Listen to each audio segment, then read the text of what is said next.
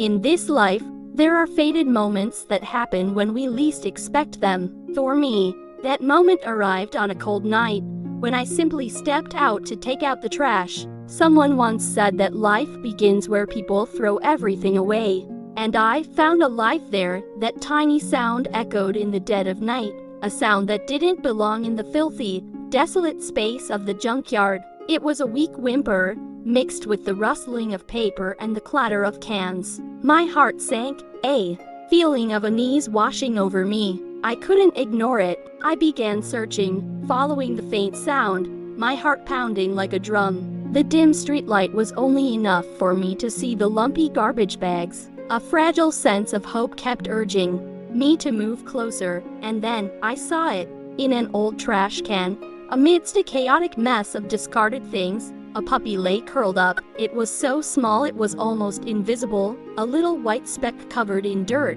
The most horrifying thing was that it was trembling, shivering uncontrollably from the cold and fear. I couldn't contain my emotions, my hands shaking as I reached into the can, gently lifting it out. Its body was pitifully small, ice cold, and almost lifeless.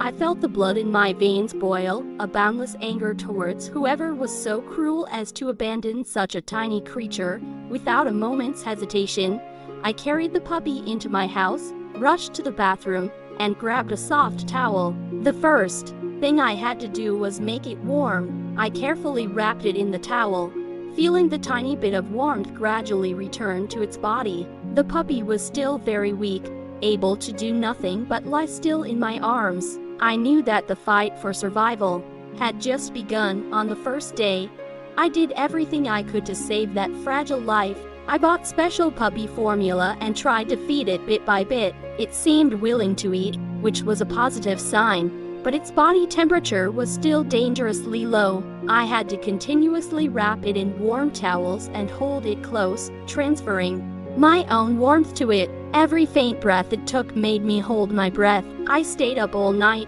just to make sure it was still alive. On the second day, a real glimmer of hope appeared. After eating, the puppy fell asleep in my hands. Its steady breathing was the most beautiful music I had ever heard.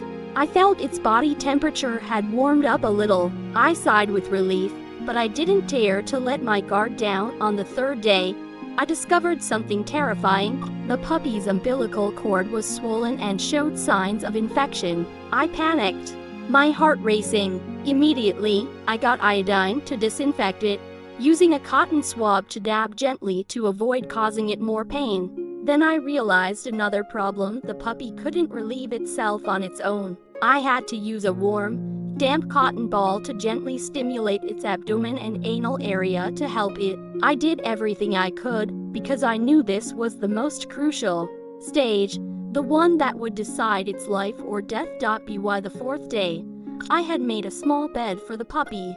I used many layers of soft blankets and fabric to create a warm and safe place. However, seeing it curled up in the bed, I still felt it was cold. Although it had a shelter, I knew what it lacked was not just physical warmth. It lacked a friend, a comforting embrace. The miracle came on the fifth day. That morning, I saw the little puppy curled up on the blanket of Snowball, my resident dog. Snowball, who was a bit of a grump, had accepted the little puppy sleeping next to him. In that moment, I was overwhelmed with happiness.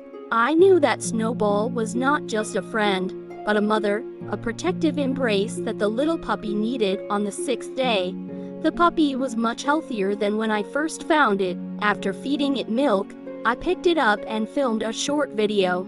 In the video, it seemed very excited, wiggling around, its eyes now bright and lively. I knew that it had truly been reborn. On the seventh day, a touching moment occurred. The little puppy had come to see Snowball as its mother. It tried to burrow into Snowball's belly, attempting to find milk. Unfortunately, Snowball didn't have any, but seeing how Snowball gently licked the puppy's fur and protected it, I knew that they had become a family. The joy was short-lived. On the eighth day, I woke up to the little puppy making soft whimpering sounds. It kept whining constantly, not from hunger, but from discomfort. It wasn't moving, its body rigid. I panicked, filled with utter dread. Was it sick? I immediately called the vet. After I described the situation, the vet advised me to stay calm, let it rest, and monitor it. The vet said that for such a weak puppy, it was very difficult to intervene medically right away. I once again stayed up all night, holding it close, feeling every weak breath. A sense of helplessness and fear surrounded me. My anxiety was finally rewarded. On the 9th day, I woke up to find the little puppy nestled on Snowball's leg, both of them fast asleep.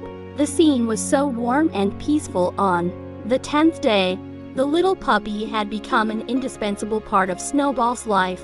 Snowball constantly watched over it, taking care of it like its own offspring. On the 11th day, I experienced another moment of panic. The puppy refused to drink milk and was coughing. My heart leaped into my throat. I immediately called the vet. The vet repeated the same advice, to let it rest. The feeling of helplessness returned, but I still trusted the vet's advice and the puppy's will to survive. On the 12th day, a miracle happened.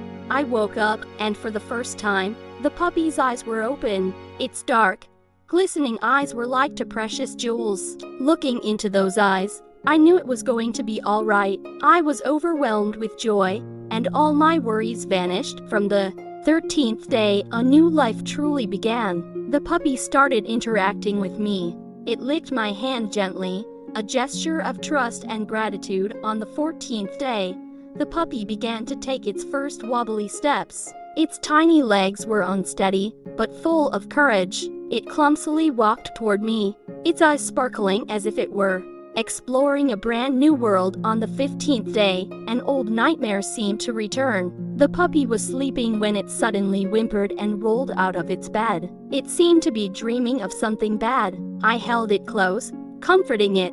I knew that even though its body had recovered, the emotional scars were still there. On the 16th day, I came home from work and found it sleeping soundly in Snowball's embrace. The sight was so warm and peaceful. I knew that even if the nightmares returned, it was no longer alone. On the 17th day, I held it, and it fell asleep in my hands. Looking at it, I wondered if that position would hurt its neck, but seeing its peaceful face, I knew it was feeling completely safe. On the 18th day, a friend helped me post a video, and I received many name suggestions for the puppy.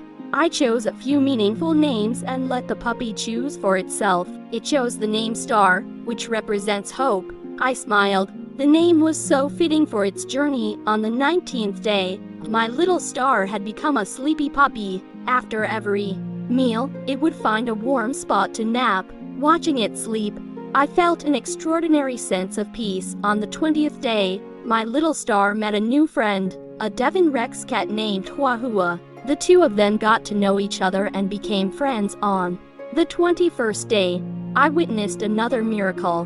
My little Star learned to go to the bathroom in the right place in just one day. It was truly intelligent and brave. On the 22nd day, it became sad. Perhaps it missed its mother. It stood in its crate, stomping its feet and whimpering.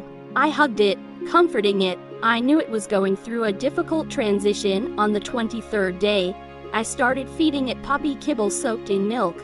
Although it didn't seem to love it, it still tried to eat. And then, 30 days had passed. My little Star had grown so much. It was lively, mischievous, and had grown its first baby teeth. It even learned how to shake hands in just one day. From an abandoned creature, my little Star had become a symbol of hope. It taught me that no matter how dark the places life throws us into, there is always a glimmer of light, a hand reaching out to save us. And that is the true meaning of a life well lived.